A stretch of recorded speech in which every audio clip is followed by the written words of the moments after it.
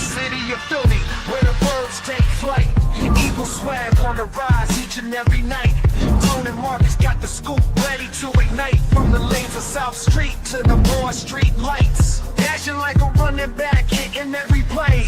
Flying guys in the zone, never led astray. Talking touchdowns, talking game day. Huddle around the mic, hear what they gotta say. Fly like an eagle soaring in the sky.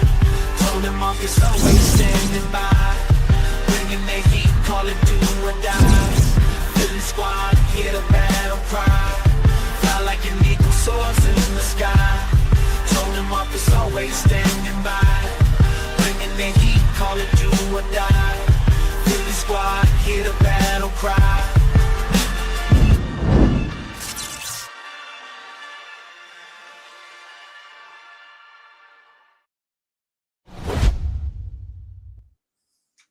And we're back. What's goody? What's goody? What's goody? Man, are you feeling, dog? A lot of stuff going on. Another day closer to football. Yeah, man. This is that part of the year where everybody drops their list for every category. And you know how much I love lists.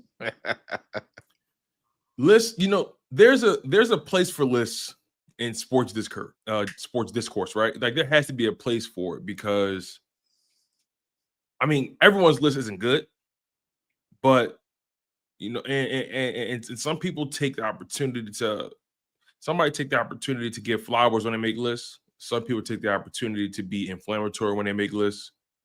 Some people are unbiased, objective.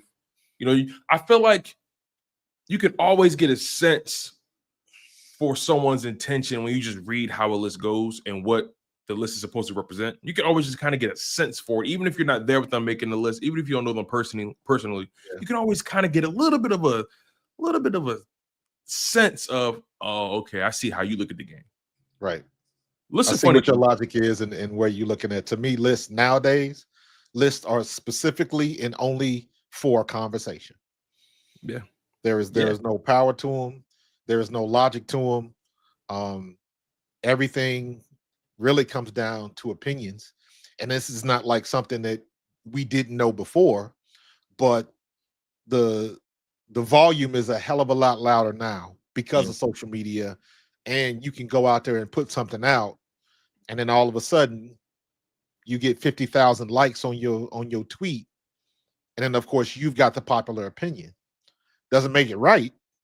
It just means you're the most popular. So putting all of that into the pot, I'm still, as a former player, it all comes down to what happens when you step on that field. And to me, that's, even with the conversations we have about Jalen, everything that happened with Lamar and Josh Allen, all of those people with the Chiefs in the Super Bowl, at the end of the day, you got to step on that field and put your hand in the dirt. And then the list ain't going to help you. Exactly. So, I make a joke where I say assholes and elbows. I was not a big trash talker because I was a running back.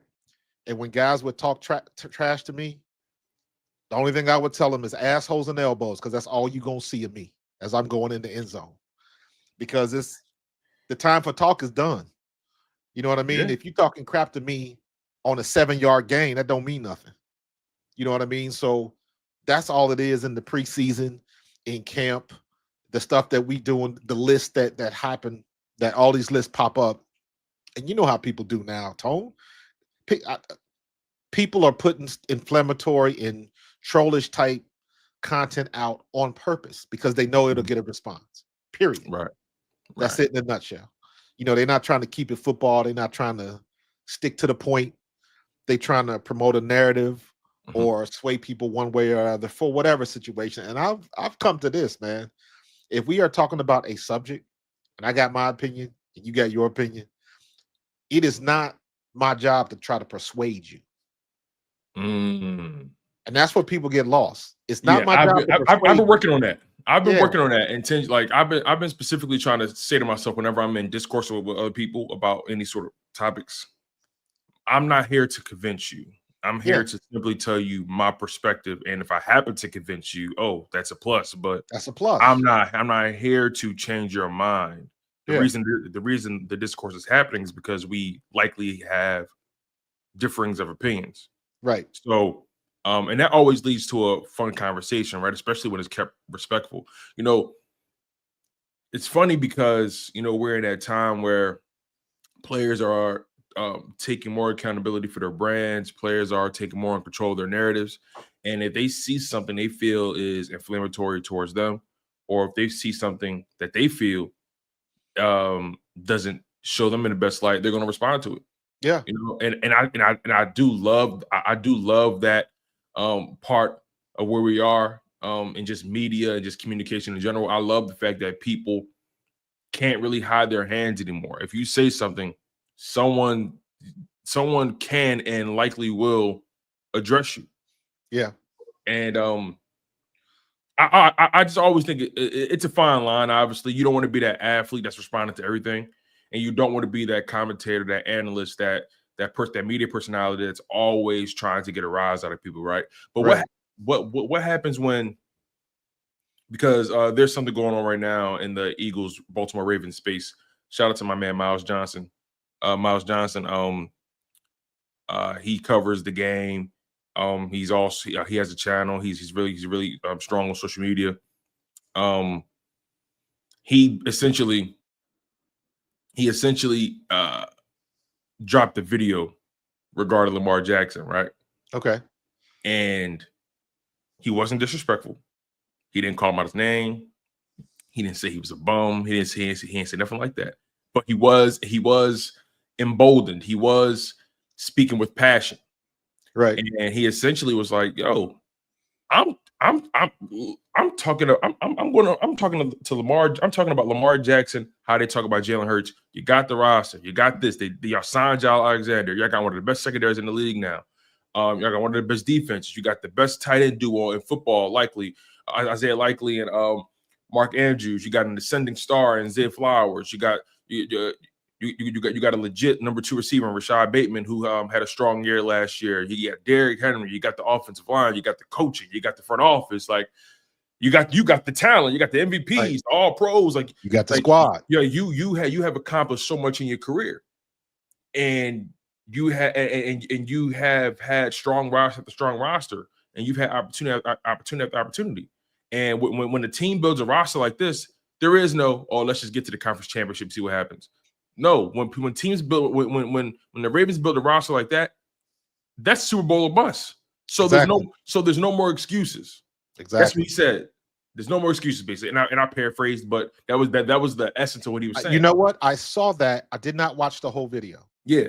But I saw the clips. I never thought to go back and watch it. I'm gonna have to do that. But yeah, that's to my point. And Lamar responded to that real quick. Lamar responded. Yeah. That's the reason I brought it up, because Lamar responded to him.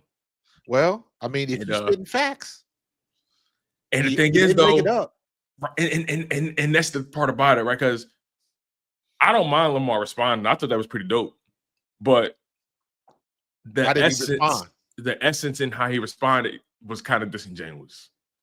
For Lamar? Yeah. Okay. So how did he respond? I can read it to you. It's pretty easy. Ain't that what Pusha T said? How do you respond? Oh, look at your KOG. Yes, sir. I like Pusha, man. I like Pusha. For sure. All right, so okay, Lamar, and also, by the way, this discourse ended up being featured on Nightcap with Shannon Sharp. So okay, it was. Oh, he got blown up a little bit for that. Yeah, it was a pretty cool moment. He was already doing well on social media, but like shout out to Miles Johnson, man. He stood 10 toes down too. He made another video after that. He stood 10 toes. But remind you, the key thing that Miles was trying to get across was no more excuses. Right. No more excuses. That was the essence of what he was saying. No more excuses. Fair. Yeah. Lamar said, I love how y'all lame stay on my pipe. Lamar, no excuses. When the F have I ever complained? Just say we have a solid on-paper roster so far. All that other ish not called for. You don't play for the Eagles, little bruh. Continue to be a fan of the game. Okay. Now, okay. Now, granted, it was laced with laughing emojis and a purple heart. I don't think Lamar took it but so personal, but it sparked something in him. Came out a little bit salty. Right. Came out a little bit salty. And again, I love that Lamar responded. I ultimately don't have a problem with him responding. I know some people in this space hate when athletes respond. They feel like they should be above it. Nah, like if you're talking crazy, you should be able to back that up if the conversation ever come your way. But Lamar, I think the part that seems a little bit disingenuous to me is, when he said Lamar no excuses, when have I ever complained? That part. Right. That statement, there's no more excuses. I don't think Miles was implying that you complain. That part. Like, I don't think the implied message is you're complaining about not having enough. Right. Or I don't think the implied message is I just from what you told me, I agree. Yeah, like I don't think the implied message is, hey, Lamar is always pointing the finger to other people. Correct. Lamar has always taken accountability for whatever goes on in that football field. That's one thing I'll give Lamar credit for. He takes full responsibility for what happens on that football field. He wants to win. He plays hard. It's never a lack of effort. Now, the results are the results. So I think Miles' overall sentiment was, hey, there's people who make excuses for you. Or like people with your talent in this roster should not be folding the way they do in those spots. So, again, Lamar clearly was being, he was being playful, trying to be light, trying to be light, but I still felt like it sparked a little, it kindled something, just a little bit. You're not wrong, because in a situation like that, regardless of how you intend it to be, the optics of it and how somebody takes it are two totally different things. Yeah. Everybody's been in that situation with a friend, with a spouse, with a coworker, where you said it, you thought it was innocent, you thought it was one way, and somebody else took it totally different. Mm-hmm. And it goes back to my original point. Miles is not going to convince Lamar one way or the other. Right. But the season is going to start nonetheless. And when Lamar gets under center and does what he needs to do, we're going to get to week 17 and we might be having the same conversation. No excuses. And because I didn't think it was an excuse. Lamar did what he had to do, and I love how everybody, if you look at the game that they lost, the mistakes that Lamar made. Tell me a game where somebody doesn't make a mistake. Tell me a game where a quarterback doesn't make a mistake. Everybody's going to make a mistake. However, when push came to shove and he had to make a play at that particular time, he made the play. It was somebody else that failed. But because he's the quarterback, he's got to shoulder that burden. And they're going to bring up every decision you made leading up to that point to put you in that situation. I know this might be. It comes with the territory. It comes with the territory. Even though it can be, the quarterback position is an unfair position. It is. It's an unfair position. You get all the if you're not Jalen Hurts, you get most of the praise and all of the win. Yeah, you get most of the praise unless your name is Jalen Hurts. Correct. Otherwise, you get all the blame and none of the praise. You get exactly. So, hey, but don't this sound a little bit like what your boy Gilbert Arenas was saying to Stephen A? Are you talking? Did you hear that conversation? Yo, I didn't hear that whole conversation, but I heard that conversation was going up because it was. But T-Mac had a point. I think Stephen A tried to say if Giannis doesn't win another championship, it's a failure or it's an underachievement, something like that, right? They talked about a few things, didn't they? Yeah, but I understand Stephen A's point, and I also understand T-Mac's point. So what Gilbert was saying was, fill me in, yeah. What Gilbert was saying was, and this does apply to what we're talking about in football, especially with Lamar Jackson and Jalen Hurts and Josh Allen and Patrick Mahomes. Okay. When you are the guy and you don't win the rings, you don't win the chip, all the blame is on you. If you are a Robin character, if you are a sidekick character, an assist, Yeah. you don't catch as much of that blame, but you get more praise when you finally make it.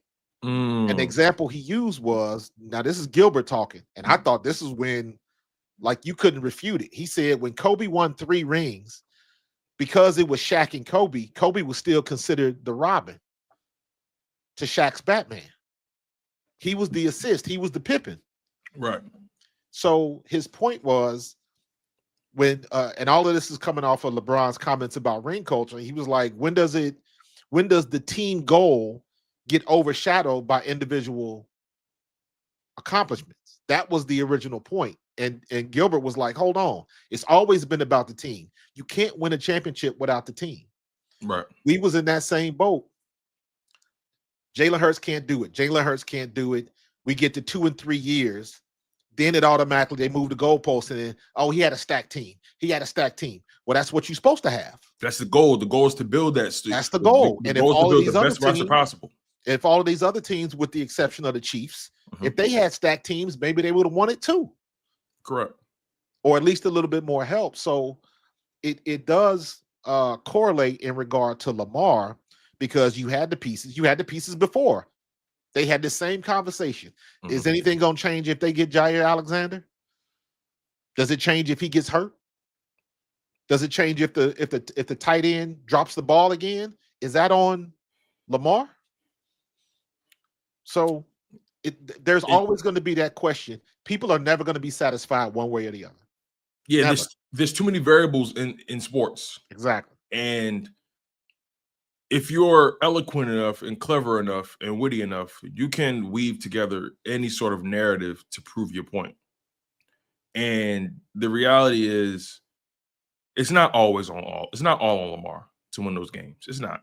It's not all on Jalen Hurts to win those games. No. And real quick, KGK, Hurts doesn't have that problem now. Now he got over the hump, but you know what it was before. Yeah, and I think that's where people's that part right there. I think that's where people start to draw the line of the guys they think are better than others, when guys can overcome that hump. Exactly. Right. And you cannot convince them one way or the other. Like, I watched the stuff. Are you on that show? Or is that just like with LB, where he be with the other guys from the NFC East? Oh, yeah, that's his LB. It's NFC like East Super Friends, yeah. Yeah. Now, I've watched that a couple times, and shout out those guys. Shout out to LB. Shout out those guys, man. Everybody's putting out facts. Now, when the season gets started, those facts become very, very opinionated and very, very biased. Rightfully so, because we in the midst of the season. But everybody's putting out their own spin on it based on what they see in their own city. They're not worried about what we're doing up here. They're not worried. Even when we go back and forth with Dallas fans, we got the chip, and they still talking smack. So there is no way that you're gonna convince them otherwise. So at the end of the day, when our guys put our hands in the dirt and y'all guys put their hands in the dirt, that's when the questions are going to be solved. And even when it gets solved week to week to week, from opening week all the way up to week 17, everybody's still going to have issues. You know, we'll go 5-0, and somebody will be like, "Yeah, well, Jalen ain't throwing for 300 yards a game." Yeah, you're not going to satisfy everybody. So from that standpoint, it is what it is, and we just got to go with what we got and keep it working. Everybody can't do that. Yeah. It's difficult to sustain winning. It's difficult to sustain things in the NFL period, right? The easiest thing to sustain is losing, especially for making bad decisions. But you know, I think, you know, I look at this game in particular, you know, I see Jalen Hurts as a guy. I know Jalen Hurts isn't the most, how do you say, could I find quarterbacks that probably have a stronger arm than Jalen Hurts? Sure. Could I find quarterbacks that probably run faster than Jalen Hurts? Sure. Could I find quarterbacks that are taller, more domineering, whatever, however you want to Whatever metric you want to use. Whatever metric. Can I find a quarterback that does that better than Jalen Hurts? Sure, I can. But at the end of the day, the quarterback position is 80% here, 20% everything else. 80% here, 20% everything else. That's my opinion. And I feel like there's places your mind can take you where your body probably can't because your body has limitations. Your mind does not. And I feel like Jalen Hurts has been a player that has always played beyond his physical limitations.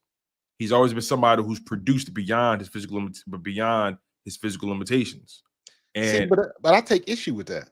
I take issue with the fact that you even have to say it like that. What is a physical limitation? That's a good point. What is the physical limitation? So when I say physical limitation, that goes back to what I said about guys with stronger arms or that's faster or whatever. You know, all the things they use to build their quarterback, right? Their perfect quarterback, right? And everyone's eyes, Josh Allen is like the perfect quarterback to build. Tall, right? Fast, big arm, elusive, powerful, accurate. You know, like all those kind of things. So Jalen Hurts, he's 6 feet. Jalen Hurts is not Lamar Jackson fast. How tall is Patrick? That's a good question. How tall is Patrick Mahomes? I think Mahomes like 6'2", 6'3", something like that. Exactly. He ain't Josh Allen big. No, not at all. No. Who got a better arm, Josh Allen or Patrick Mahomes? As far as pure power? Yeah. That's a good question. I feel like people would say Josh Allen, but Josh Allen all day, bro. Yeah. Who's faster? But I also think Mahomes hasn't been throwing it deep these past couple of years. Yeah, but to your point, but the better athlete is Josh Allen. Correct. Yeah, the better athlete. So if you by that metric alone, and that's the metric everybody wants to use as to why Josh Allen is so much better and Jalen Hurts isn't. By that metric alone, every advantage that Josh Allen has not mattered. That's my point when I bring all that up, right? My point is that despite all those physical traits or traits that people want to give people or limitations they want to throw on people, whatever it is, Jalen Hurts has proven that this game is bigger than just talent. Right. This game is big. This game is more nuanced than just putting up all these numbers. Right. And is Mahomes 6'4"? Okay. Hey, listen, I don't know. I don't really. Is he 6'4"? Cool. Is he 6'4"? I know Allen is like 6'6", right? My point is the overall point is Patrick Mahomes is 6'2". Oh, 6'2". I was right the first time. Okay. Yeah, I was right. I know I ain't tripping. He don't look 6'4" personally. No. But nonetheless, again, I just think Jalen Hurts is somebody who has overcome so much in his career. He's overcome doubt. He's overcome the limitations people have placed on him. Right. I think Jalen Hurts is somebody who has always maximized his opportunities. Exactly. And I think that's the best you can hope for from your quarterback. I don't care. See, my thing is, I don't care what he look like, how he get it done. Does that guy win games? I had to laugh at that. I mean, it's the truth, though. It is the truth. See, this isn't just a Lamar Jackson exclusive conversation either, right? It's Josh Allen as well. These guys, I just saw a list, right? I think NFL came up with like their best rosters and stuff like that, and their top rosters. Yeah. Some of the lists have the Eagles number one. Some of the lists have the Ravens number one. Some of the lists have the Bills number one. So all I'm trying to say is, right, there's no excuses for these teams. Stop calling the Eagles a super team. Stop doing that. Right. Because that was never the case before the season started. That was never the case during the season. You only started calling us that after we won it all. After we won it all. Because remember, everybody thought we were crazy for signing Saquon in the first place. Yeah. They were giving him all that money. They questioned the linebacker position, rightfully so, because we didn't know what that was going to do. Exactly. I mean, I had my educated guesses, but I didn't expect an all-pro out of Zach Bond. But nonetheless, these other players, these other quarterbacks that they love, they have good rosters. Yeah. Yes. The Bills have a good roster. The Ravens have a good roster. The Lions have a good roster. These teams have good rosters. You know what I'm saying? The only team that probably got a funny roster is Bengals because they one-sided the way they build it. Why you disrespect my hometown like that, though? I'm just saying they build their teams a little funny down there. Man, they Cincinnati is so backwards, man. They've always been like that, bro. We haven't had a good team since Ocho left. Oh my goodness! And then with Burrow, but you know, all I'm trying to say is, man, like these quarterbacks have good rosters. Stop talking about these like they don't like their GMs are not good at their jobs. Yeah, and nobody says this when Josh Allen throws for 400 or Lamar throws for 400. Nobody says that. Nobody talks about all the problems that they got. All they talk about is how well of a game that the quarterback had. Mm-hmm. I find that interesting. It's like, well, which one is it? If they have a stacked team or they don't, it's like that pretty much through the whole year. Yeah. And then what happens? You get somebody that, hey, I didn't see that coming. I didn't see Zach Bond playing like that. Mm-hmm. You know what I mean? I didn't think Quinyon Mitchell was going to be that good as a rookie. I didn't think Cooper DeJean was going to be that good as a rookie. Mm-hmm. But we had the same people in camp. Everybody saw the same things that we saw. And sometimes it works, sometimes it works. How come ain't nobody giving Harbaugh the business? Exactly. He done had one of the best quarterbacks in NFL history. One of the best rosters. Two-time MVP. Some of the best defenses, some of the best rosters, like the best quarterback. Like nobody looking at John Harbaugh, right? Yep. But Sirianni is the goofball, though, right? Right. And people love saying Sean McVay this, Sean McVay that. Sean McVay has never beat Nick Sirianni. No. Never. And I like McVay. I like McVay too. He got a chip. And he got a chip. So you can put him in a separate category. But to your point, he done struggled against the goofball too. Mm-hmm.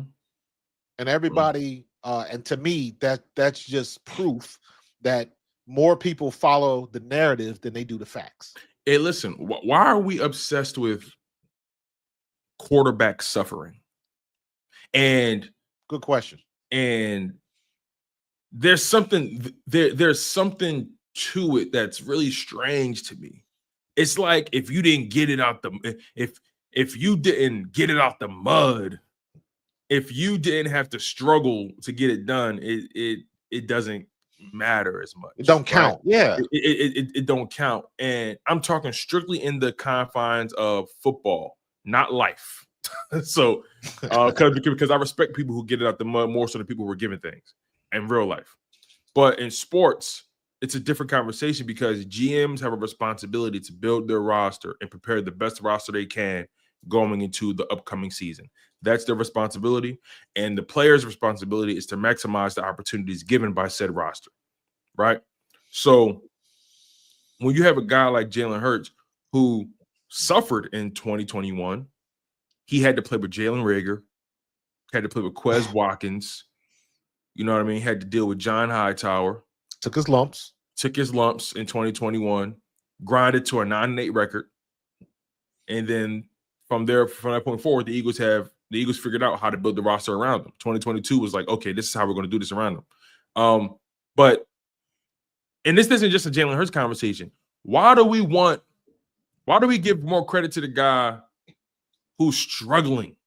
Even though he's talented, even though he's an MVP, why do we give more credit to a guy that has less and does more and dismiss the guy who who's talented but doesn't have to do as much because he has pieces around him? My whole point is, like, you have guys, GMs are supposed to build their roster the best way they know how. And I would never use the construction of a roster to dismiss a player's contributions or dismiss their talent or dismiss what they've accomplished with that roster.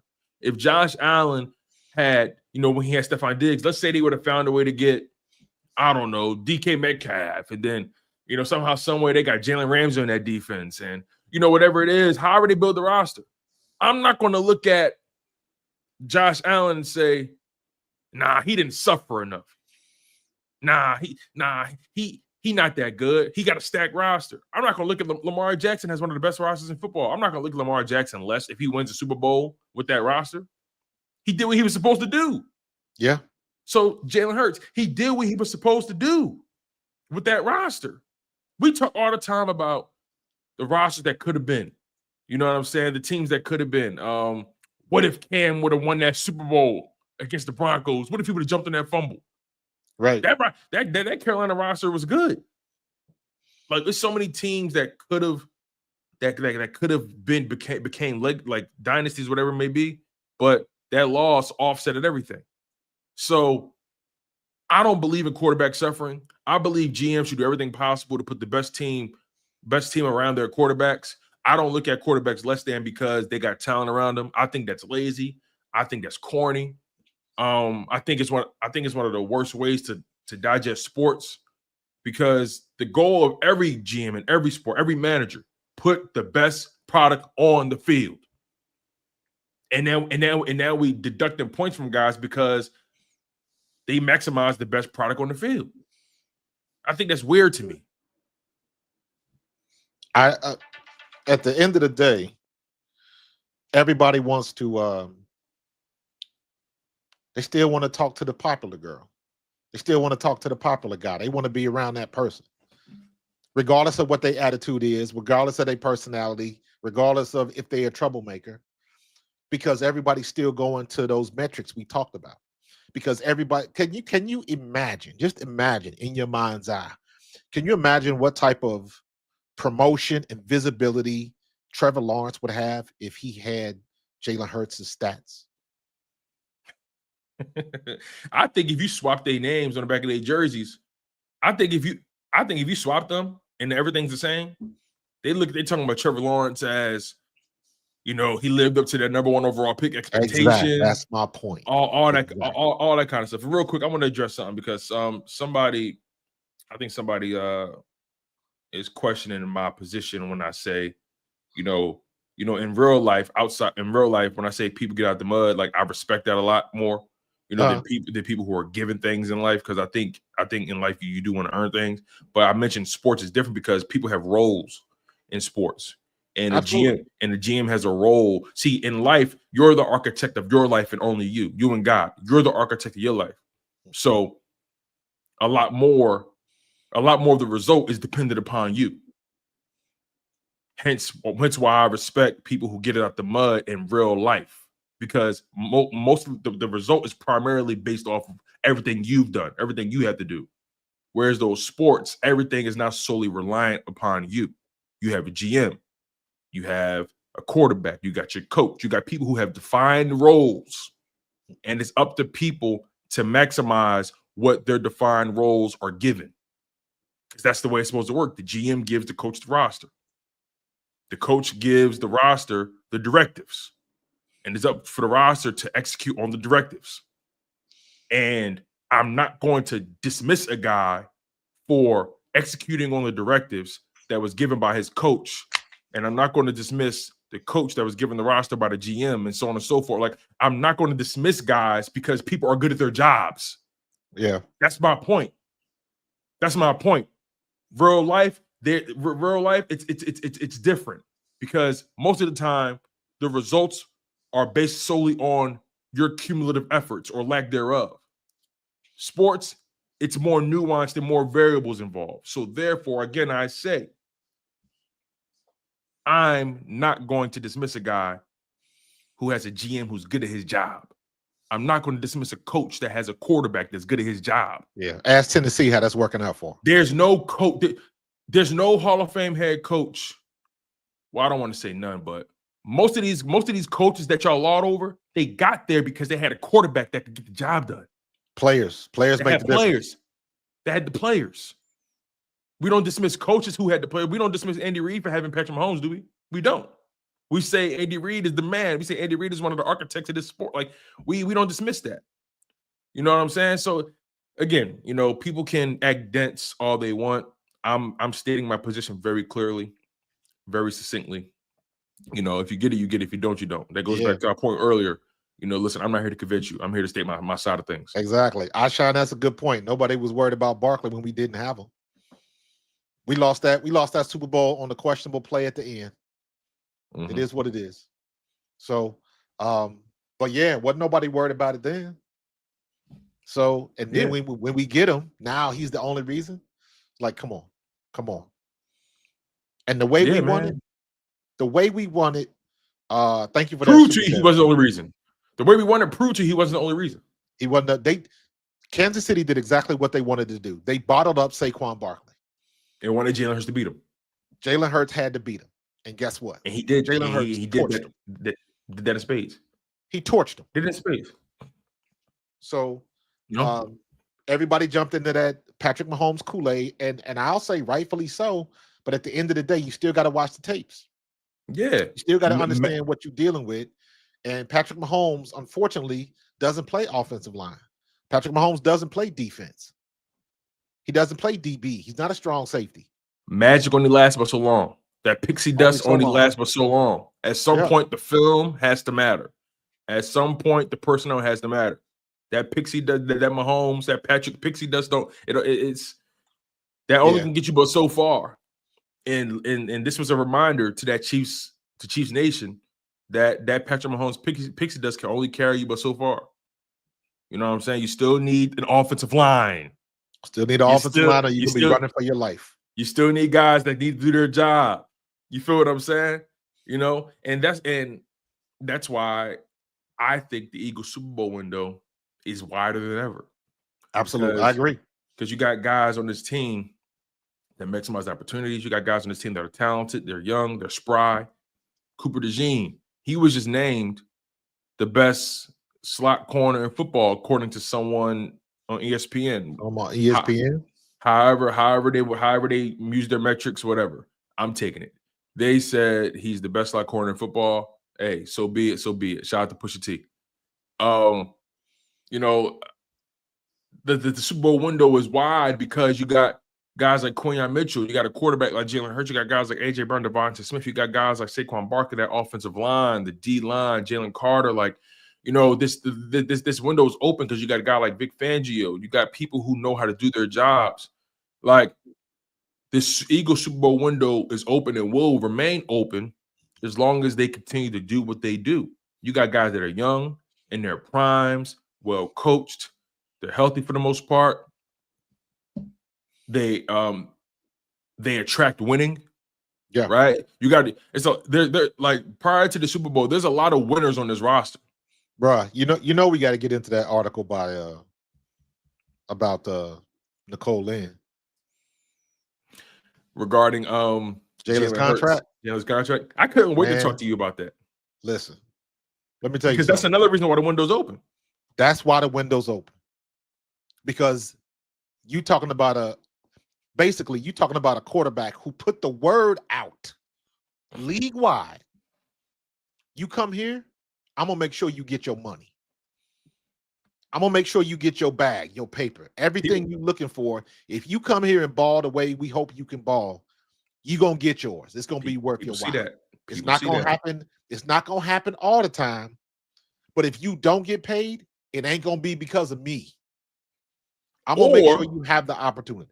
Or, hey, you come here. If we don't pay you, you come here, we could position you so somebody else will. Facts. That's what the Eagles have done over the past, at least during the Jalen Hurts era. Let's just say that at least. During the Jalen Hurts era, during the Nick Sirianni era, they positioned this team to become a destination for players to not only revitalize their careers, but establish a career. Zach Bond established a career. Saquon Barkley revitalized his career. AJ Brown, he redefined his career coming here. Yeah, he did. He was already good. He was already good. He became great. He became elite here. Devontae Smith built his career here. You know what I'm saying? Created his career here. So, like, this Eagles team, Darius Slay redefined his career in Philadelphia. Oh, nobody knew Slay was that good. Redefined his career. I mean, he was the first team All-Pro prior to Philly. But he has 3 consecutive Pro Bowls in back-to-back seasons. Playing at the level he's played. Becton redefined his career, revamped his career. I'm trying to think who else, man. The bottom line is this Eagles team, this organization, because Jalen Hurts, and look, he's still getting paid what he's getting paid, but his contract is constructed in a way that it allows other people to still get their money.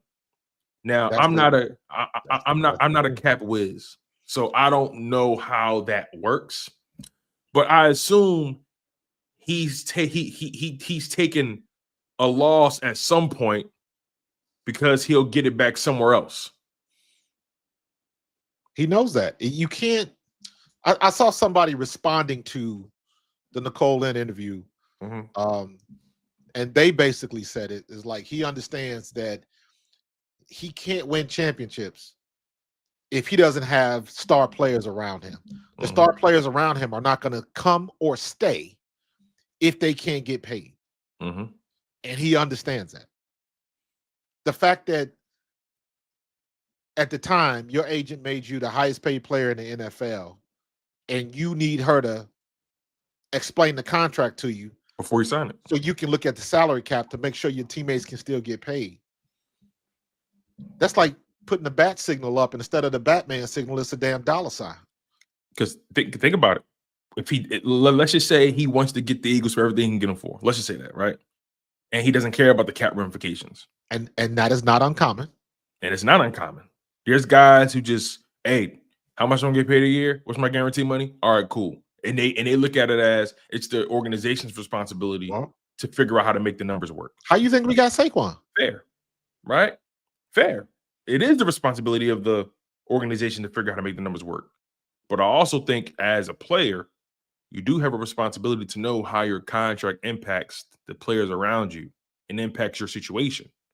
Because I'm all for players getting their money. But be careful what you ask for. It may affect you in other ways that you didn't foresee. Exactly. That's not monetary, right? So in Jalen Hurts' case, he had the foresight to say, hey, look, I don't want to know anything about the contract. Just let me know when things are done, then we'll talk from there. She said, I made you the highest paid guy. He was like, I ain't asked you to do all that. I ain't asked for all of that. You know what I'm saying? Right. And she was like, oh, okay. I mean, like, but like, she was playing, it was all in jest. But like the point is, she was like, Jalen, he made it abundantly clear. And she said she's never really worked with a client like that before who doesn't really know, who doesn't want to know what's going on until it's done. She said he made it abundantly clear he needs to know how this contract affects the cap on a year-to-year basis before he accepts it. Like you said, he understands the assignment. He knows that no man is an island. He speaks it, he lives it, he carries himself that way. And he's proven that you can still get your money and still win. Yeah, you can still get your money and still win. He's the first quarterback. He's the first $50 million quarterback to win the Super Bowl. And they talked a lot about how, remember when these quarterbacks were starting to get 40+ million? The narrative was, how you gonna build the team when you paying guys? How you gonna build the team? How you gonna build the team around that? How you gonna build the team around that? And Jalen Hurts, Howie Roseman proved that it is possible, but it's only possible when you have all hands on deck. If Jalen Hurts doesn't sign his contract as it currently is, with the salary cap relief that it provides, what if that may put us in a position where we can't re-up AJ Brown the second time. We can't re-sign Devontae Smith. We can't sign Saquon Barkley, right? It's a few things we probably wouldn't be able to do. No one thinks about that until you're in the middle of the season and it's 3rd and 8 and you need that playmaker to make a play. Mm-hmm. That's when it comes. Then you're like, who we got out there? Who?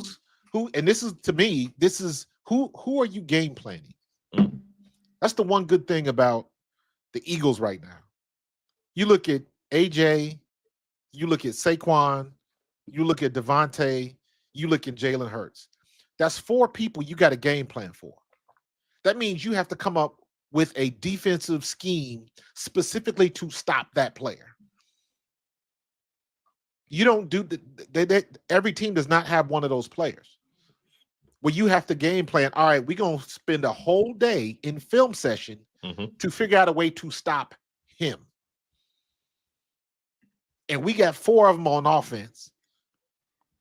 And then we got what we got on defense. So if people want to try to downplay it, that's like when you get the new car and say, "Oh, I like your little car there." They try to downplay it. I don't like when people. I don't like that. I'll be honest. Uh-huh. They get under my skin. They try to downplay it. Look at your I little like podcast. I like your little defense in Philadelphia. Okay. I like your little YouTube channel, Marcus. You're doing well. Yeah, you're doing all right. I see you. I see your little channel up there. All right. I see your little subscribe. They don't want it. They try to downplay it because they know they ain't got it. Yo. And we are in that situation where, in my opinion, I think Washington is going to be good. Dallas is going to be better, but I don't think Dallas is better than Washington, and I don't think Washington is better than us. Right. So, and the Giants are just where the Giants are. They 3-4 years away, and mark my words, I think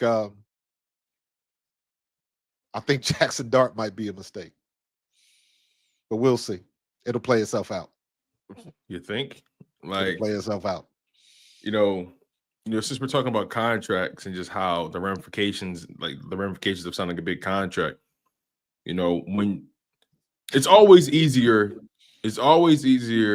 to be amicable with your organization when your organization is committed to you and committed to winning.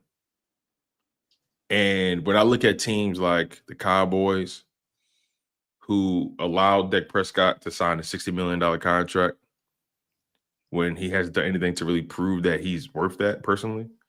And I hate getting into that kind of talk because I never want to really talk about what a man is worth. But the results that he's provided hasn't indicated that is how you pay that personally. I think that's the most judicial way I can put it. The results and the compensation don't match to me. That's my opinion. What also makes it stranger, he's making $5 million more than the next guy, Joe Burrow. Typically, when the escalators come in, when the market shifts, a guy may get an extra $1 million or $2 million there, like $5 million more than the next guy. And then in Cincinnati with the Bengals, Jamar Chase making $40 million at wide receiver. The next guy's making 35 or 34, whatever it is. Like a $5 million disparity between the highest paid and the second highest paid. I'm trying to understand, and the point I'm trying to get to is when you have an organization that's really that you sense is not really committed to the best possible result, I can't even blame a guy for whacking up all that money. I can't. Because I can't blame Dak Prescott for whacking them for $60 million. I can't blame him. Even though I say the results in the competition don't match, I can't blame Dak Prescott for saying, "Yeah, give me that $60 million." I can't blame him for that. I can't blame Jamar Chase for taking that $40 million back for the Bengals. Because why wouldn't you? They dumb. Why wouldn't you? And guess what? Jamar Chase may not even retire in Cincinnati. Dak Prescott may not end his career in Dallas. He may not. Who knows? But when you have a team that's committed to winning and you see it's possible, you're way more amicable. You're way more liable to take slight little haircuts financially because you trust the organization that is going to do everything possible to do the best thing with the money. Right. The Eagles have proven that. Hence why Jalen Hurts was able to be amicable with the cap space, the cap relief, or whatever it may be, or Devontae Smith. He could have got way more than what he got. He could have got his draft mate, Jalen Waddle. They've had similar production their entire careers. Similar production. Devontae's been healthier, but their production's been pretty similar for the most part. He got paid. Jalen Waddle got paid like $29 million a year, something like that, 28.2. Devontae said, "Yeah, I'm cool with 25." And then when he got the money, everybody asked Devontae, a lot of wide receivers. It was last offseason, 2024 offseason. All the wide receivers getting paid. Amon-Ra St. Brown got paid. Calvin Ridley got paid. AJ Brown got re-upped. Tyreek Hill got restructured. DK got all that money. I'm trying. Who else? A lot of them got paid. So, Devontae was like, "Look, for one, I don't count another man's pockets." He said, "I'm good." That's a personality thing. He said, "I got what I felt was right for me," and I'm like, I respect that so much because honestly, when you start getting into that bracket, 25 million versus 28 million, what do we can get in the same clubs, we can buy the same stuff. We could You ain't gonna spend it. You ain't gonna like, you know what I mean? And he seemed like a real down to earth dude. Yeah, he seemed like he's not the dude with the 3 Lambos and the Benz Jeep, and he got one that he's good with, and then you got AJ. Every now and then he'll still pull through in the Honda Acura. You know what I mean? So you have a little bit of you have a lot of down to earth at diva spots. And they try to say AJ is a diva, but I don't think he is though. He's not. He's not. Like I feel like people who say that about him are just scarred from TO, and yes, they don't want. They are scarred from TO, and I just think the expectation from a wide receiver at his level. Now, I will say sometimes when he's complaining or something like that, I don't think it's coming from a place of being me. I don't think so either. Yeah, even with the whole situation that popped off last year, and it was like I wasn't getting that vibe at all. But the public is only used to one particular way, so that's all they had to go by. And I remember we had many conversations about this. I was like, AJ Brown was right. The passing game was not up to snuff. It was like, and because he said it, everybody, number one, everybody in the media went nuts. And number two, and this is the thing, this all connects at the Super Bowl. When that moment when Devontae Smith went up to Jalen Hurts and was like, "Man, I love you, man." Like, you can look into that conversation right there. It was a lot going on. So Jalen had to take some things on, and he had to course correct. Even AJ, when AJ embraced him, like you could tell. Absolutely. You could tell that. Matter of fact, when Jalen and AJ were talking, I think Jalen said, "It took a lot to get here." Hell yeah. It took a lot to get here, but we did it. Yep. We did it.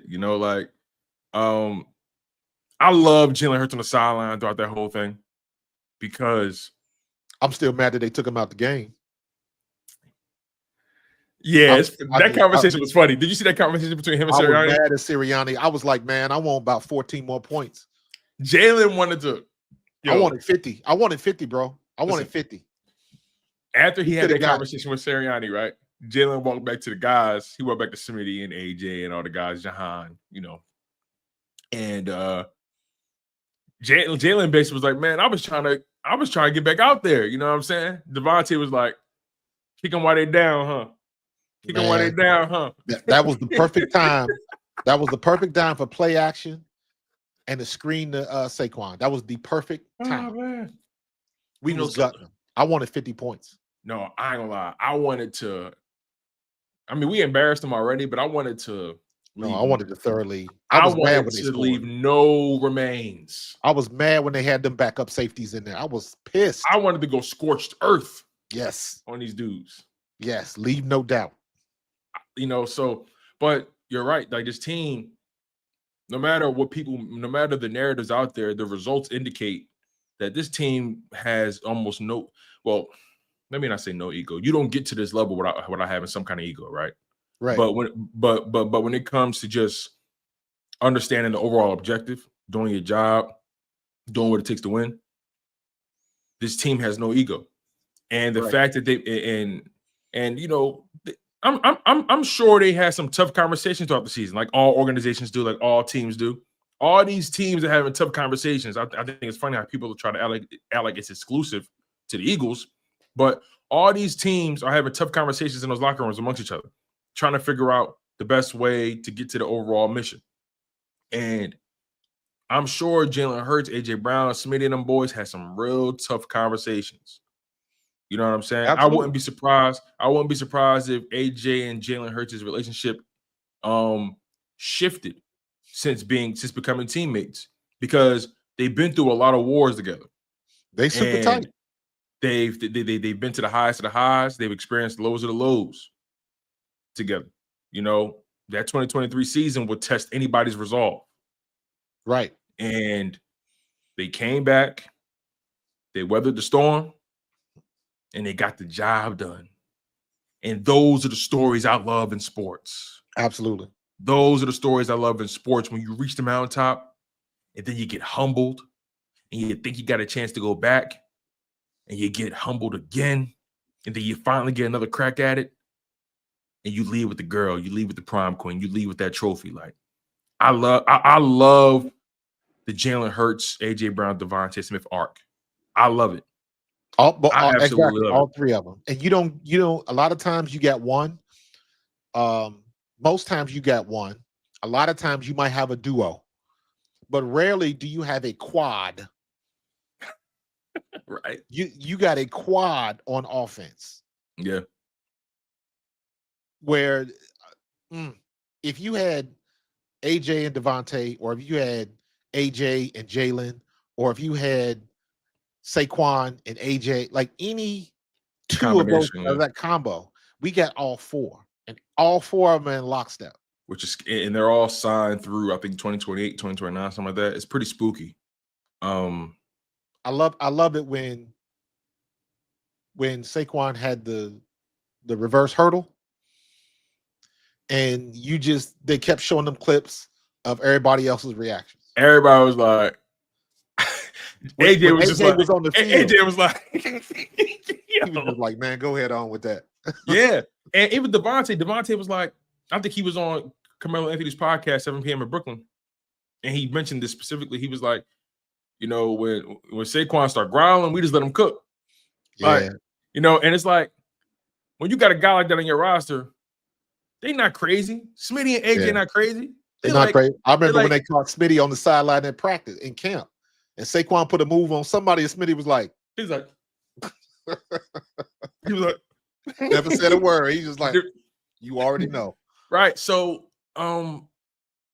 these guys, I think we're in one of the greatest eras, if not the greatest era in Eagles history right now. And I'm going there. I'm going there, man. I don't mean no. You know what? I don't mean no disrespect to my OGs. I really don't. Shout out to my man Seth Jordan. Man, that has validity. Shout out to you. That has validity. That has validity, man. I just think they're clicking on all cylinders right now. They're clicking on all cylinders, and now they know how to do it. Learning how to win at times can be more difficult than winning in and of itself. Yeah. Like learning how to do it. You know, LeBron had to leave Cleveland to learn how to win. You know, he had to leave. But he won in Cleveland. I'm talking about winning the big one. He did make it to the finals, but he was the Spurs, that Spurs team versus that Cavs team. It was dope. LeBron, that was what LeBron, what, year 1, year 2? Something like that, yeah. But my point is though, like when you learn how to do it, you learn what it takes. Because you can get there and lose. And it's some people that don't go back. They don't go back. Jalen Hurts broke a trend. He's only like the 5th quarterback ever to lose Super Bowl and go back and win it. Yeah. Guys, that doesn't happen. So Joe Burrow, the odds are not on his side. Especially being in Cincinnati right now. I wasn't gonna say that, but I can say it. The odds are not on his side, right? I'm trying to think who else went and didn't win. It's been my home city the past several years. Brock Purdy, the odds are not on his side. You know what I'm saying? You know, it's not easy to get. It's not easy to get there. It's not easy to win it. So learning how to get there, okay. Getting there is one thing. Learning how to win it is a whole different monster. A whole different ball game. But it's not. It's so. I really think people misunderstand how supremely difficult it is. That's what makes Patrick Mahomes so great. That's what makes Tom Brady so great, and Peyton Manning, and what's your boy in Denver, John Elway, yeah. Joe Montana. I mean, heck, Joe Montana, as good as he was when he went to Kansas City, he could get it. He could make it happen. It's difficult, bro. Cam couldn't do it. Supremely difficult. That Panthers team was legit. Couldn't do it. It's difficult. You know, I'm trying to think who else went and didn't go back. Who didn't go back? Yeah. I mean, it's a lot of them. Cam. All right, let's see here. Cam Newton didn't go back. I'm trying to remember the previous Super Bowls here. The previous Super Bowls have included Jalen Hurts, Brock Purdy, Patrick Mahomes, Joe Burrow, Matthew Stafford, Tom Brady, Jimmy Garoppolo, Matt Ryan, Jared Goff. Okay, there we go. Jared Goff been to a Super Bowl with the Rams. Look at your boy with the greatest show on turf. Aaron McNair. He never went back. Oh yeah, Steve McNair. Yeah. He never. Did I say Cam already? Yep, Cam. Yeah, we said Cam already. Matt Ryan. It's not easy. So when you get there, you better win it. Oh, Jared Goff went there with the Rams. He ain't been back since. He's come close. Close don't count. Horseshoes and hand grenades, but close doesn't count. You know, it's very difficult to get there, lose, and try to come back and win it. It's difficult. Nah, Drew Brees got one, bro. Drew Brees got there on the first try and won. He got one. Yeah, he won. You know, Jake Delhomme. I forgot about him. See, that's the other thing. How many quarterbacks have we forgot about? How many losing quarterbacks have we forgot about? They made it to the Super Bowl and then nothing else. Rex Grossman. Oh, good grief. Oh my God. Let me see. Hold on. Yeah, Rex Grossman. Jimmy Garoppolo. Jimmy G. Yeah. Jimmy G. Donovan McNabb. Donnie Mack. He never made it back. He never went back. He went to that one loss, never went back. Yeah. Now the thing is, it just so happens that there's so much Patriots dominance here. It's like, you know, it's not many examples, but you know, it's just difficult, man. It's difficult to do what Jalen Hurts has done. It's difficult to play that game in general. You know, it's difficult to do. It's difficult to do what Lamar Jackson does. It's difficult. You know what I'm saying?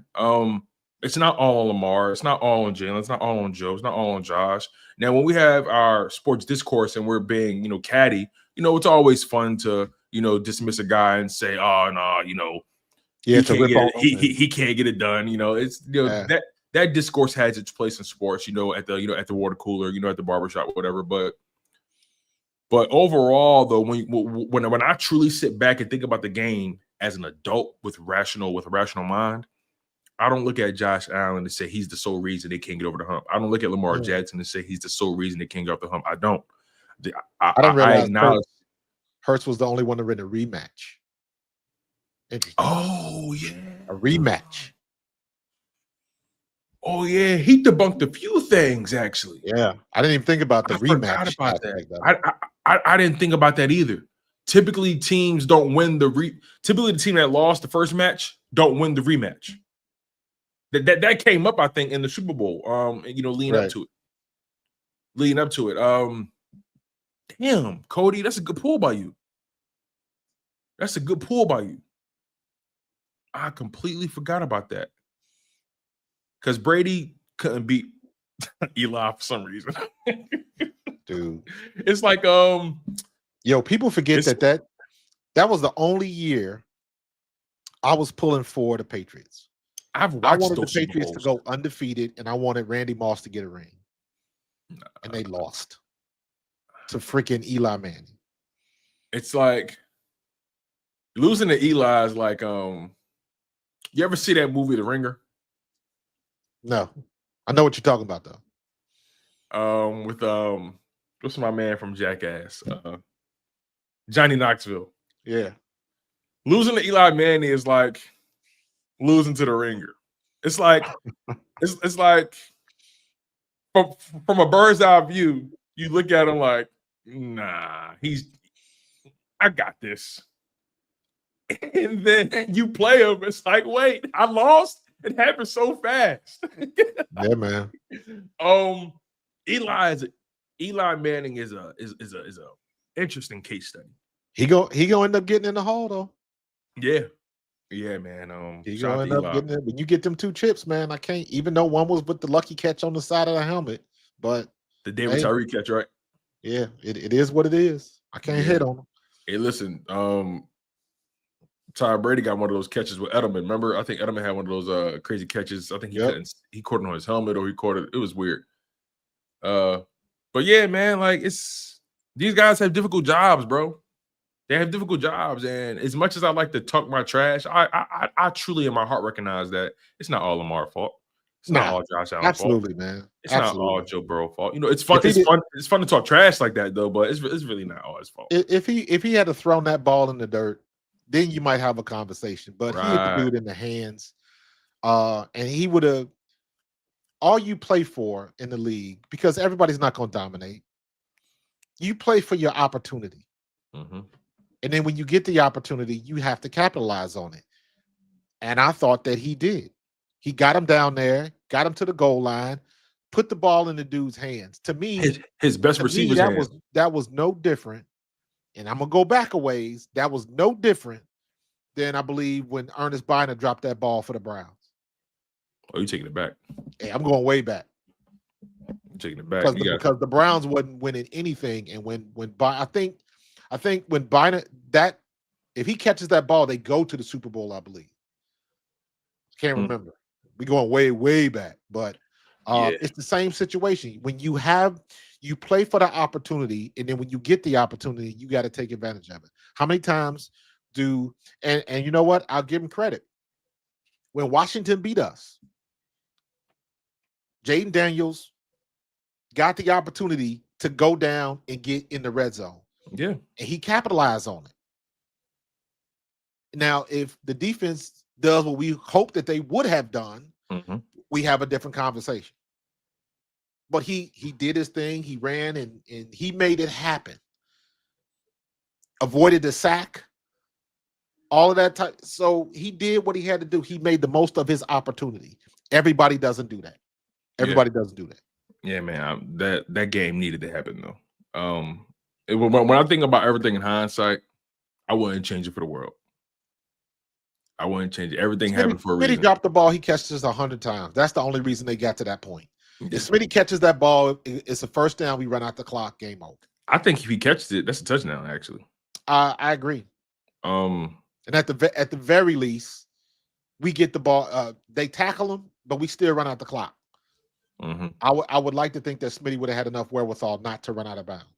Yeah, for sure. So, yeah, man. We can start to close it. I mean, I think overall, when we look at this Eagles team and we think about a Super Bowl window, we think about how talented this team is. You think about guys like Quinyon Mitchell, you draft, Cooper DeJean, you draft, Jalen Hunt, you draft, Jalen Carter, you drafted, Nolan Smith, you drafted, Moro Jomo, you drafted him. You drafted, you signed Reed Blankenship as an undrafted free agent, but he's a part of a draft class technically. You found Zach Bond, a diamond in the rough. You drafted Kobe Dean. You draft Devontae. You draft Jalen Hurts. You trade for AJ. You build this team. You draft Lane Johnson. You draft Jordan Mailata. You draft Cam Jurgens. You draft Landon Dickerson. Like when you really start thinking about this Eagles team, the window is as open as they want it to be. It's as open as they want it to be. And the fact that they know how to do it, they know how to win. You got guys that got that championship DNA now, that championship pedigree. That stuff goes a long way. The expectation to win. It goes a long way. People who know how to do that. To know how to do that. What is that? What is that when who did we sign? I remember hearing a clip about this. This was 3 years ago. After 2022, we signed somebody, And I think AJ Brown said something to the dude like, "Hey, we don't do that. We win around here." I'm trying to remember who that was. Well, he said that comment too. It's like, "Hey, I don't know what you're used to, but we win around here." So you said this is going into the 2022 season? I Had think, to be. Had to be. Who was I he can't talking remember about? who it was. I don't know. That's a good question, man. Yeah, that just popped in my head. But just to be at a place where you can say that. And also, when you draft guys like Jihaad Campbell, like Andrew McCluba, like Drew Kendall, like Ty Robinson, right? Smile Mondon, Antoine Paul Ryland, Miles Hinton, Cameron, the other offensive lineman they brought in. When you drafted into a situation like this, the team that just won a Super Bowl, the way they carry themselves, you were grown men, the way they move, you fall in line. Like Reed Blankenship and Cooper DeJean on their podcast, they've been talking a lot about how the young guys, like they hungry, they fitting right in. You know what I'm saying? They understand like those guys are like Reed Blankenship. Like you can tell his genuine. He's like, yo, these young guys, man, they want it. To your point, we reloaded. We reloaded. Flipped it. We didn't have to replace. We didn't have to flip. We reloaded at every position. Yeah, man. You definitely to do what Howie Roseman did with that defense, it's difficult. You rolling the dice a lot. Everything is a roll of the dice, but yeah, everything. But you got to make sure you put your players. You want to make sure you bet on a table that's hot. So what I'm trying to say is like Vic Fangio, you made sure that okay, if I'm going to bet on these players, let me put my chips on Vic Fangio's table. Exactly. I think I think my money can grow there. You play the hand for me. You sit down and you play the cards. I'm gonna feed you the chips. I'm gonna let you work. You know what I mean? So and the one thing, think about it like this, and this is the beauty of Howie Roseman. You got to think. You really have to think. When's the last time he missed on draft picks? For real? Now he's definitely missed, but my point is, you got to think about it. Like you got. I ain't gonna lie, Jalen Reagor is like etched in my brain, right? Like, but that's like. But my point is, overall, I mean, so much has happened since then. By the way, exactly.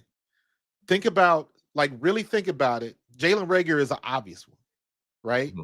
But I can say the same thing about signing Slay or signing AJ. That's an obvious home run. So take the obvious ones off the table. And the fact that you have to think, like you got to go through draft classes. You got to be like, you got to when was the last one he missed? Right. And what qualifies as a miss, right? Is it third rounder up, fourth rounder up? Because when you get to the 5th, 6th, 7th round, everybody's gambling at that point. Exactly. It's that's when he does his best work, which is interesting. Yeah, because he's been building his roster a lot with those guys. Howie's formula for drafting, to me, there's no better representation, and I know it manifested in a weird way because of Jason Kelsey when they got Cam Jurgens.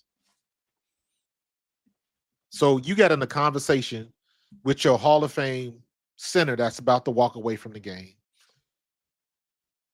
And he learned enough watching you and said, let me find my replacement. And you trusted him to do that. And damn it if he didn't do it. And knock it out of the park. Yeah. Whatever that formula is, it's working. And it's something that's teachable because you got a active player that can learn that formula and apply it and find his replacement. And that replacement steps in a year and is playing up the form. We ain't thought about Cam Jurgens. And the only time you mention offensive linemen is if they give up a sack or get a penalty. You know what's remarkable too? The Eagles haven't drafted an offensive lineman in the first round since 2019. And I've been saying this like the Eagles, the way they position their farm system and their coaching when it comes to offensive line play, Jeff Stoutland, they don't ever need to draft an offensive lineman in the first round. Because some people was like, yeah, we got to find a lane replacement. You got to find a lane replacement. I know a lot of people think about that. My thing is, because they're the Eagles, because they got Jeff Stoutland, they really don't. A, they don't have to be in a rush. 2, they don't got to draft the guy in the first round. They don't got to reach for the guy. You get what I'm saying? They can literally find a guy they like traits. You know what I mean? Oh, okay, height. Okay, trait. Okay, I could build that. You know what I'm saying? I'm looking at some of these draft classes, and you really got to go back. You really got to go back to 2020. But even the 2020 draft, I still look at that draft class and I say to myself, okay, Jalen Reagor didn't hit, right? You drafted your Super Bowl MVP quarterback. Right. That alone can cover up a lot of warts from a draft class. If you found the quarterback. Absolutely. You found the quarterback. You found the quarterback you can win with. Quarterback makes everybody look better. But even though Quez Watkins didn't become the player that even though Quez Watkins was a little funny money, Quez Watkins, he had his moments. He had his moments. He was serviceable, especially in 2022. He had his moments. He wasn't a lost cause. I wouldn't say that. He wasn't a bust. Granted, drafted in the 6th round, but he wasn't a lost cause. Jack Driscoll wasn't a lost cause. Jack Driscoll played a lot of quality snaps for the Eagles. Agreed. Right tackle, guard. Jack Driscoll was a very pivotal rotational offensive line for the Eagles. But other than that, Jalen Hurts, Jack Driscoll, and Quez Watkins, those are the only play. Sean Bradley was a pivotal special teams guy. Look what they just did with Jalen Hunt. Yeah, man. Jalen Hunt come from a school that most of y'all never heard of. Houston Christian. That sounded like seminary school. And he was a safety. Transformed his body. Man, talent development. Mm-hmm. That is somebody's watching tape and understanding and seeing things that everybody else is not seeing. Mm-hmm. We the best in the business at it. It's a fact, man. Don't get mad. If you're gonna be mad, you be mad by yourself. Yeah. They say don't leave mad, just leave. Don't leave mad, just leave. that's old school, huh? Man, listen.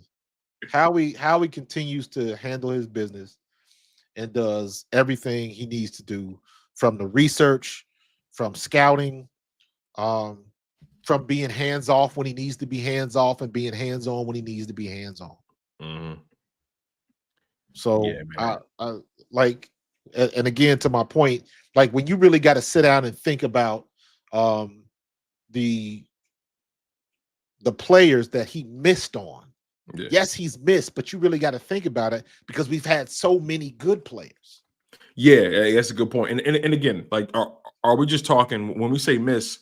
Like, do we have a round where we're cutting it off at?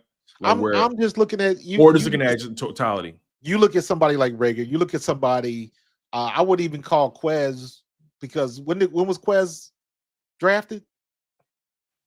Quez was drafted in 2020. Yeah, but what round was he? Oh, Quez was a 6th round pick. Yeah, so I'm talking about high draft picks. Okay, so let's just say so day 1 and day 2 basically. Yeah. Okay. Yeah. Who are his misses? I mean, let's real quick. Let's just start from 2024 and go back. Let's just talk day 1 and day 2. Okay. Quinyon Mitchell, Cooper DeJean, Jalen Hunt, day 1 and day 2. Jalen Carter, Nolan Smith, Tyler Steen, and Sidney Brown. You can go down to 3. Heck, you can go down to 3 and 4 if you really want to. Okay. All right. So let's go to 4 because it's 7 rounds. Let's go rounds 1 through 4. Rounds 1 through 4, right? So Quinyon, Mitchell, Cooper DeJean, Jalen Hunt, Will Shipley. I don't think you missed on none of those players. Nope. Jalen Carter, Nolan Smith, Tyler Steen, Sidney Brown.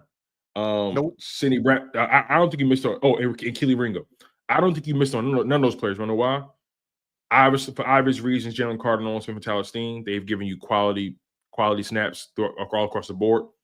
But when it comes to Sidney Brown and Keely Ringo, their careers are still in the process of being defined about whether or not they're going to be starters or not. Mm-hmm. But Sidney Brown already was a starter until he got hurt. So take him off the list. Right, and they've also already proven that they can still play on this level as far as special teams goes. They're impactful special teams players. They're very good special teams players. Keely Ringo, Sidney Brown were legit special teams players this year for the Eagles. They tackled so well. And the field position battle is arguably one of the most important battles. So that's 2023. 2022, Jordan Davis, Cam Jurgens, Nakobe Dean. I don't see no misses there. Nope. 2021, Devontae Smith, Landon Dickerson, Milton Williams, Zach McPherson. Obviously, Zach McPherson was a special teamer for the most part, but Milton Williams, Landon Dickerson, Devontae Smith, those are all wins. Yep. You got to reach, man. You got to really do the research to find one. Right. And then 2020, Jalen Reagor, Jalen Hurts, Davion Taylor, Kevon Wallace, Jack Driscoll. So out of those first Taylor, maybe? Davion Taylor, he had a moment where he was trending up, but then he got hurt and he never recovered. Well, I would put him on that list because as soon as you said it, I was like, who? I had to who was that? Like the linebacker we got from Colorado. Yeah. So okay, that was a miss. Yeah, that was a miss. So what year we in now? That's 2020. But you found Jalen Hurts and Jack Driscoll. Those are good pickups. And then 2019, you got Andre Dillard, Miles Sanders, Osega Whiteside, Sharif. So Miles Sanders was really the only hit from that draft class. But 2018, I like to start it at 2018. Okay, because that's after we won the Super Bowl. Dallas Goedert, Devontae Maddox, Josh Sweat, Matt Pryor, Jordan Mailata.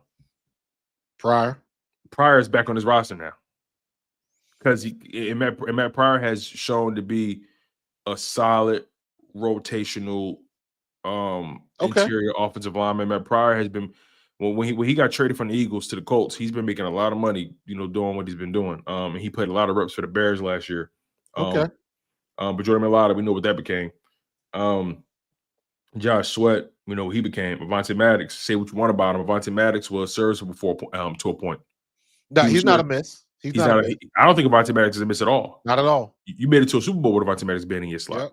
You got a couple good starting years out of him. Yeah, you had some pretty good years out of Avonte. Then he started getting hurt, and things got a little funny. And then Dallas Goedert, obviously, we know what that was. So, yeah, man, Howie Roseman has significantly more hits than misses, if you ask me. So the whiffs, Reagor and Arcega Whiteside. And Dillard. Dillard was a miss? I think Dillard was a miss. You drafted him in the first round. He got beat up by a 7th rounder. Okay. Facts. So that's 3. And we had to go how far did we have to go back? We had to go back to 2019, 2018. Like, listen, we started going back. Howie Roseman is like Tony Gwynn. Every time he got up to the plate, he put the bat on the ball. Yeah, now that I think about it, when you just keep it rounds 1 through 4, he really doesn't have many misses, dog. He doesn't. And that's where the money is.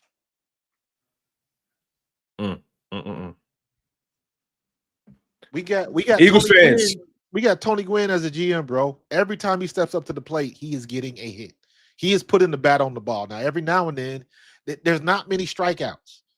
Now, he might grind out. He might pop out. He might hit a long fly. But he puts the bat on the ball. And more times than not, man, we come out ahead. Yeah, Aishan Mailata was drafted, by the way. He was drafted in the 7th round. Yeah. He was drafted in the 7th. And we did get fortunate, as blunt to your point. We definitely got fortunate with Jordan Mailata. He was drafted a year before Andre Dillard. And the Eagles knew that Mailata was a project, so he was putting in work behind the scenes. But Dillard's problem, in my humble opinion, wasn't talent; it was mentality. Yeah, I agree. Every criticism he ever got was mentality based. That's a real thing. You get in your own head, you get the yips, all of that type of stuff. It manifests different ways in different sports, but it's all the same thing. It's a mental. How come Dillard couldn't get over the hump, but Becton could? I heard Dillard didn't want to be cross-trained. He didn't want to play guard if necessary. Like, right. I heard Dillard just didn't want to do everything possible to get on the football field. Yeah. Got into it with Derek. You got to be willing to take your you got to humble yourself and be able to, like, hey, you got to be able to accept somebody telling you, like, hey, you might not be as good as you think you are doing this. Let me let you do something different. And again, I use that same comparison with Mekhi Becton. Mekhi Becton is a tackle. He was willing. You got to be willing to do it.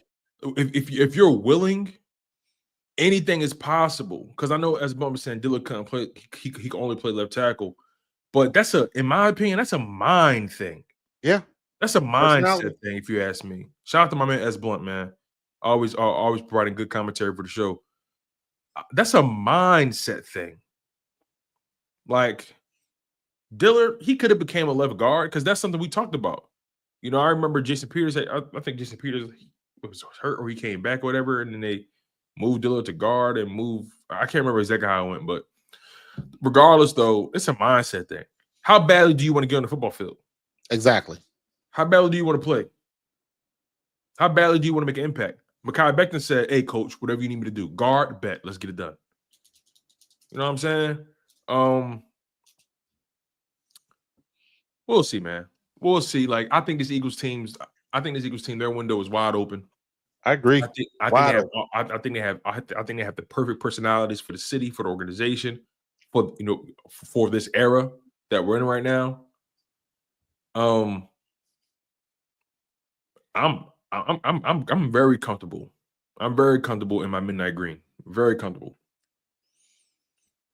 I can't wait. I want to see.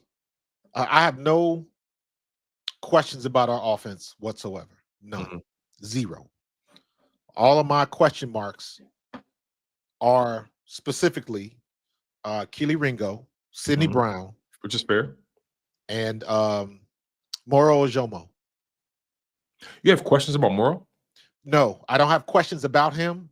You're eager to see what he does. I want to see how he's going to perform. That's all. Okay, fair enough. That's all. I just want to see. I'm really hoping that, like, he's another kid exactly like Milt Williams that was just waiting for his opportunity. I think Moro's going to. Now it's here. I think now it's here. So, Blunt, I think Brown and Makuba, that's going to be a good battle. Throw Tristan McCullum in there because Vic Fangio, he was very intentional about throwing in Tristan McCullum into that conversation. And I didn't realize Tristan McCullum was such a physical force. Like, do you know his measurables? McCullum, no, not offhand. Yo, Tristan McCullum. Look at his measurables. I think you kind of want him to win that job, low-key, when you think about the measurables. Tristan McCullum, 6'3", 195. Okay. At safety. Now, look, we drafted Andrew McCluba. I like Sidney Brown, I like all those guys. But Tristan McCullum, and he's a young guy. He's 26. Okay. 26, came into the league at 24 years old. You know, was a late bloomer with the same Houston State. Wasn't drafted. But Tristan McCullum at 6'3", 195, if he can figure it out. I mean, I got to see his speed, but and again, I got to see his speed. And that's why I love that Vic Fangio threw him in that conveation. Okay. He's like, listen, yeah, Sidney, you know, Tristan, I mean, Sidney and Andrew, you be like those guys, like Tristan McCullum, he's here. And Vic Fangio does not mince words. He doesn't say anything he doesn't want to say. He doesn't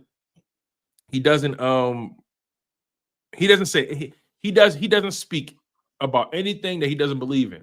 Correct. He keeps it to the point. Right. If he don't want to talk about it, he'll say next question. If he do want to talk about it, he'll give you his answer. It's just that it's some guys that don't know how to bullshit you. Yeah. And he's one of those guys. I'm gonna have to do some homework on him because I did not. Yeah, when he mentioned Tristan McCollum, because I was under the impression this was a two-horse race, because the media thought that too, and then he said, yeah, and throw Tristan McCollum in that conversation as well. All those guys, it's a competition for sure. I was like, huh, what's he seeing that the fan base isn't privy to? How he felt about Kelee Ringo when they asked him, does he have any questions about Kelee Ringo? Losing Slay and Isaiah Rodgers, all those guys. He said, yo, all Kelee need is reps. Reps. When he said that, I was like, okay. Yeah. That made me feel better about Kelee Ringo personally. He said, all he need is reps. He said, it's up to us to give him those reps. That's all he need. Yeah. Will Blankenship be extended? I hope so. I like Blankenship. I think they should extend him. I think Blankenship is a glue guy. I know he's not the most dynamic when you think about safeties, but he's a glue guy. He does his job. He gets guys in the right positions. I like Reed Blankenship, man. I always have. I liked him from the moment we brought him in. I liked him from the moment he picked off Aaron Rodgers. That's when he caught me. Then he got me. Then he knows his limitations and he knows where he's supposed to be. Because that interception wasn't just a fluke interception. It wasn't like a tip ball. He read Aaron Rodgers and he jumped the route. That's when I knew, oh no, he's a smart player. Absolutely. Yeah. You ever notice another linebacker for training camp with injuries? They'll probably do that. They might. You ever notice all Reed Blankenship's interceptions look exactly the same? Yes. It's always him shooting downhill. And I'm good with that. I'm cool with it too. That's that. You know what? That's film study. Knowing where the break is coming, knowing down and distance, knowing the percentages, and then acting on it. Mm-hmm. You win some, you lose some. Reed forces a lot of turnovers for the Eagles. That people just, oh no, he's not gonna. Reed has flipped the field for the Eagles a lot. He knows where he's supposed to be. Yeah, man. We had a guy like Reed. I think Reed is better. When I was playing, the guy we had came down from New York, Rich Miana. Another white safety that we had back in '93. Wasn't the fastest, but knew where he was supposed to be on the field. It's the fastest way you can make a team is you know the playbook, you know the defense, you know the scheme. Ooh, I like this. Put this on screen by James. Who? James is at the bottom. I like that. I like this take. Absolutely. 100%. James 100%. Says, for those of people who are listening on Apple Podcasts or Spotify, whatever it may be, James says, smart players around elite talent is a good combo. I like this take because Reed understands the game, but when you surround him by guys that are probably more athletic than him, more dynamic, just more talented, he can put those guys in positions to display that talent, to especially dealing with young guys, right? Cooper DeJean, Quinyon Mitchell, guys like that. Like a guy with Reed Blankenship's IQ, and you pair him with talented guys. Maybe they don't have the experience, but they're talented. That's a recipe for success. I James. That's the take of the day. I like that take a lot. That's my favorite take of the day. You know what's funny? Who's the youngest guy on our defense now? The youngest guy in our secondary? That's Kelee, I think, right? Yeah. Keely's the youngest, technically. Keely's younger than Quinyon, believe it or not. Yeah, but the reason I'm saying that is because I'm not really talking about age. I'm talking about snaps. Oh, snaps? Oh, then you got to go Kelee Ringo. Yeah. You got to. You definitely got to. I think Kelee is ready. I think so too, bro. I can't really give you anything to prove it. Like I always say, if you don't think Keelee's ready, I can't convince you. Right. I ain't got nothing to substantiate it. I ain't got nothing to substantiate. But I got a feeling Kelee is ready to go. I got a feeling with Kelee the same way we had that feeling with Zach Bond. Remember when we talked with Zach Bond sign? We talked about this. We talked about it. And me and you were very early on this train. Every time that man got on the field down in New Orleans, he made something happen. And it was like he got lost in the sauce. Yeah, and man. He gets up here and earns $51 million. So guess what? If Vic Fangio says all he needs is snaps, then damn it, he gonna get snaps. Yo, seriously, I'm betting this guy, man. I feel again, I ain't got nothing to substantiate it. We ain't got nothing for y'all, but a dream and a gut feeling. Right. That's about it. But we're gonna close the show, man. It's been dope. Like, yeah, man. Good conversation, bro. Thank you guys for the super chats. Man, you always have great conversations, man. And I think people really tune in for us just to really just have that discourse, man. So I appreciate you always for making yourself available, man. I love this show that we do here. I want to do this for as long as possible. And we appreciate you guys for always supporting both our channels. Please subscribe to Pro Fan Talk. My man, Coach Markus, does phenomenal work covering not only your Philadelphia Eagles and the NFL, but covering the WNBA. He does phenomenal work. Attention to detail is magnifique. Make sure you guys also are subscribed to my channel as well. Chalk It Up Sports, where no matter if we win or if we lose, we just got to charge it to the game. You guys are truly phenomenal, man. And last word from me, not only is the personnel top-notch in Philadelphia, the coaching staff is legitimate. The entire defensive coaching staff came back. Absolutely. The entire defensive coaching staff came back. So that makes me feel great about this team going forward, because I think the defense is going to start off stronger this year than they did the year before. Now they know what to do. Agreed. So any final words from you, Marcus? Nah, man. Let's just get through another week. Let's get one step closer, man. I don't think there's going to be any more moves made until camp actually starts, and we'll bring in a couple of camp bodies. That's always what happens, man. So just, I would love to hear a little bit more information about Jihaad, how his rehab's going. Mm-hmm. I'm going to reach out to Nakobe Dean to see how his rehab is going. Right. And we just biding our time, man, until it's time to put him on. Yep. And like James said, smart players around elite talent is a good combo. Yep. And it's straight like that. Marcus, take us home, man. You got it, man. We out of here. Go Birds.